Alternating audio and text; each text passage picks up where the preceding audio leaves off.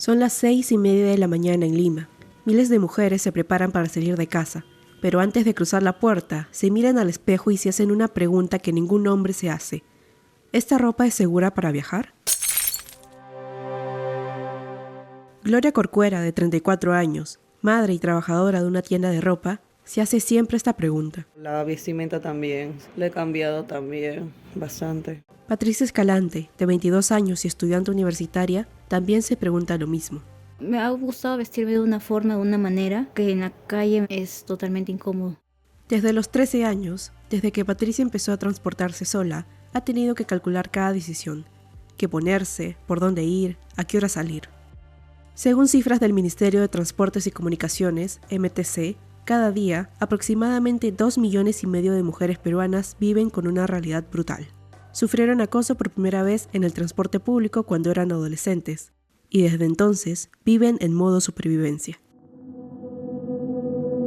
Entre noviembre del 2022 y marzo del 2024, la Autoridad de Transporte Urbano para Lima y Callao, ATU, registró 415 casos de acoso sexual en el transporte público limeño. Pero estas cifras son apenas la punta del iceberg, pues 7 de cada 10 mujeres en Lima y Callao han experimentado alguna forma de acoso.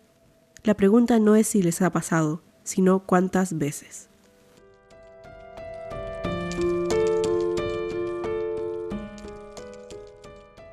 Gloria Corcuera tenía 17 años cuando experimentó por primera vez lo que millones de limeñas conocen demasiado bien.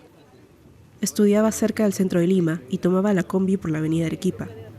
Ese día, como tantos otros, iba vestida con su uniforme, pantalón, sastre y blusa.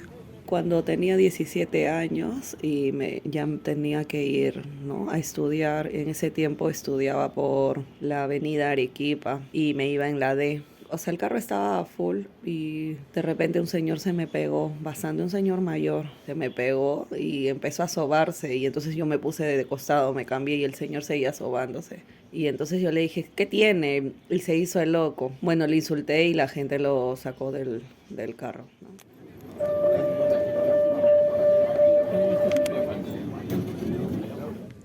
Patricia Escalante tampoco recuerda con exactitud cuándo comenzó, pero recuerda la sensación, los roces que se justifican con la excusa de que el carro estaba muy lleno, las miradas, el miedo. Cuando se han apegado mucho a mí o dando la excusa de que, ay no, el carro está muy lleno o el tren está muy lleno, cuando en realidad solamente querían simplemente ser asquerosos los hombres.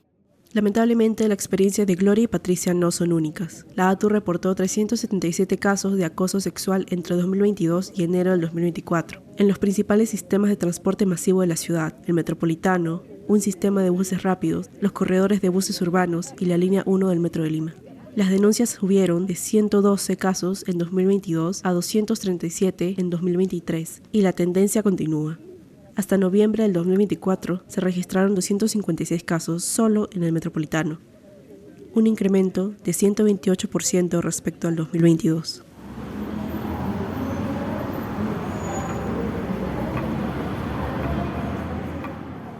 Pero detrás de cada estadística hay mujeres que desde el día en que sufrieron acoso ya no volvieron a vivir igual.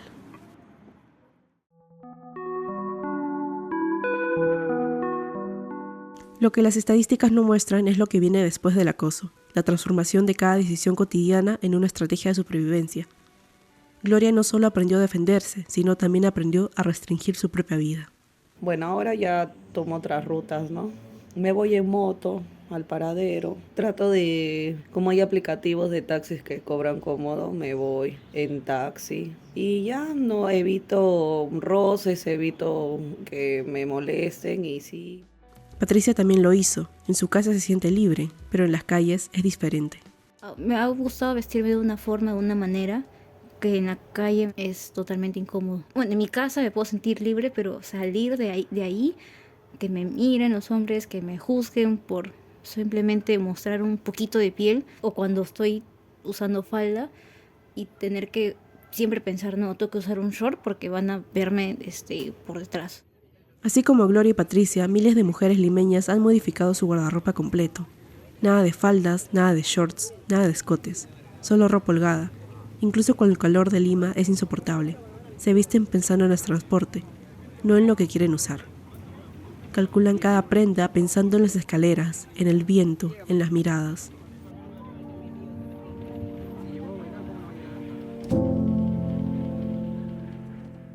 Pero la ropa solo es el principio. También cambian rutas, rechazan oportunidades, gastan más en taxis. Siempre pido trabajar cerca de mi zona para poder irme en moto y no tomar la combi. Gloria no está sola. Otras mujeres viven lo mismo. He tenido que hacer trayectos más largos, he tenido que gastar un poco más para que no toparme con lugares que creo que son peligrosos para mí. Según datos de la ATU, el 70% de las víctimas cambian su patrón de viaje, modificando horarios y paraderos para evitar repetir la experiencia. Patricia gasta aproximadamente 70 soles extra al mes solo en transporte seguro. 70 soles que podría destinar a libros, comida, cualquier otra cosa, pero se los destina a su supervivencia. He tenido que usar taxi, he tenido que usar más de un bus, o el bus o el metropolitano o bus o tren para tener que sentirme más cómoda. Durante el mes podré haberme gastado unos 70 soles aprox en pasaje. Dentro del transporte, cada viaje es una operación táctica. Patricia ha desarrollado estrategias precisas.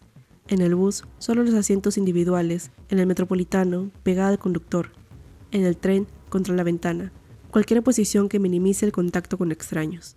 Cuando voy en el bus, me siento en los asientos que son para una persona.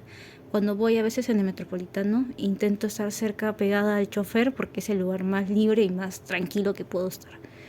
Y cuando he ido al tren, lo mejor es apegarme a la ventana, porque ahí no tengo que estar en contacto con nadie.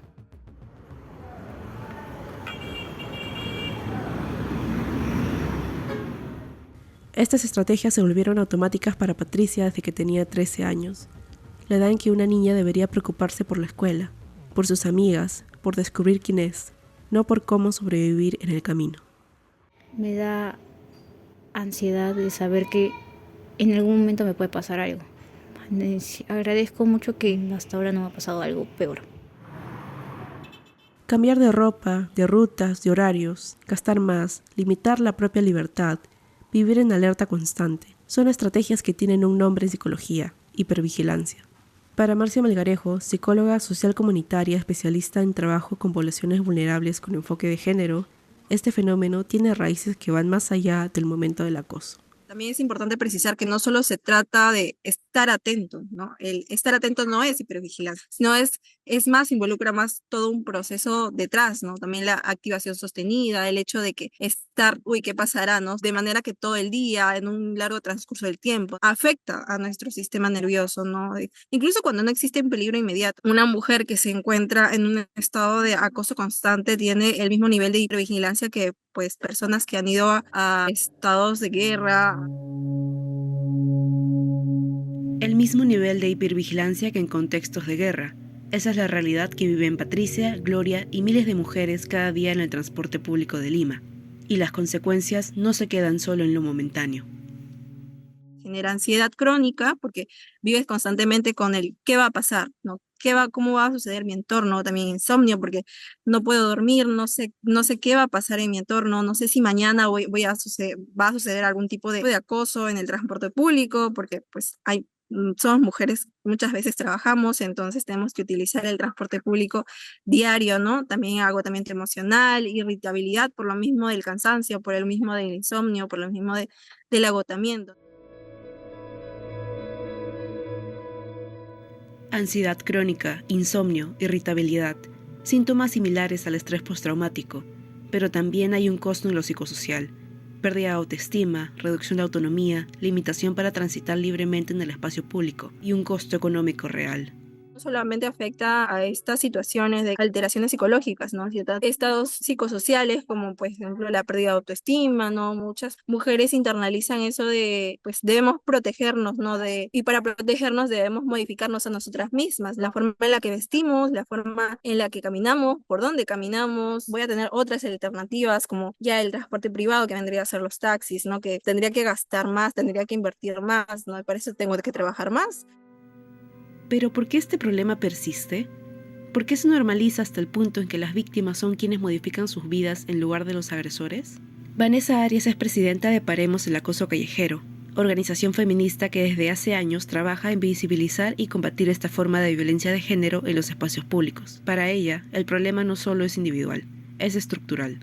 Esto empezó como un observatorio dentro de la Universidad Católica. Esta violencia siempre tenía una razón de ser, en su mayoría en mujeres y niñas adolescentes, pero que era una violencia invisibilizada, ¿no? Porque la gente no lo catalogaba como tal, no como violencia, sino que ella estaba normalizado como que uno sale a la calle en determinado momento y pues te expones, ¿no? Que era lo que se pensaba. Normalizado. Esa es la palabra clave. El acoso se volvió parte del paisaje urbano, algo que simplemente pasa cuando una mujer sale a la calle. Pero Vanessa y su organización han demostrado que esto no es natural ni inevitable. Es el resultado de un sistema que no fue diseñado pensando en las mujeres. ¿No? Nosotras en el 2022 hicimos un proyecto que se llamó Ciudades que Cuidan, en el que justamente analizamos esta mirada de la ciudad, que es una ciudad pensada de forma masculina. No hay espacios para cuidado, no hay baños públicos, no hay ni siquiera paraderos iluminados, ¿no? O sea, en el mismo diseño de la ciudad no se piensa en esa seguridad que tenemos las personas o que deberíamos tener las mujeres para poder transitar, ¿no? Una ciudad pensada de forma masculina, sin baños públicos, sin paraderos iluminados, sin espacios de cuidado, y el transporte público es el reflejo más claro de esta desigualdad. Ante esta realidad se han implementado algunas medidas: protocolos en el metropolitano, campañas de concientización, derivación de casos a la fiscalía. Pero mientras esto ocurre, miles de mujeres como Gloria y Patricia siguen saliendo de sus casas cada mañana, eligiendo ropa, midiendo horarios y presupuestos de seguridad. El derecho a transitar libremente por la ciudad sigue siendo, para ellas, un privilegio que deben comprar con dinero, tiempo y libertad. Gloria ha aprendido a defenderse.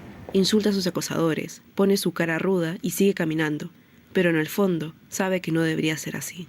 Bueno, ya soy más grande y los insulto nada más, me enfrento y los insulto y como que cuando tú los insultas se paltean.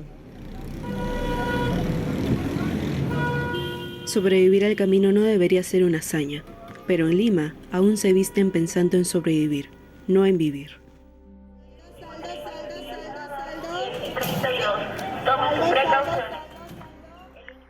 Sobrevivir al camino. El costo invisible del acoso en el transporte público. Un reportaje de Nadira Jave para la Universidad Peruana de Ciencias Aplicadas, UPC.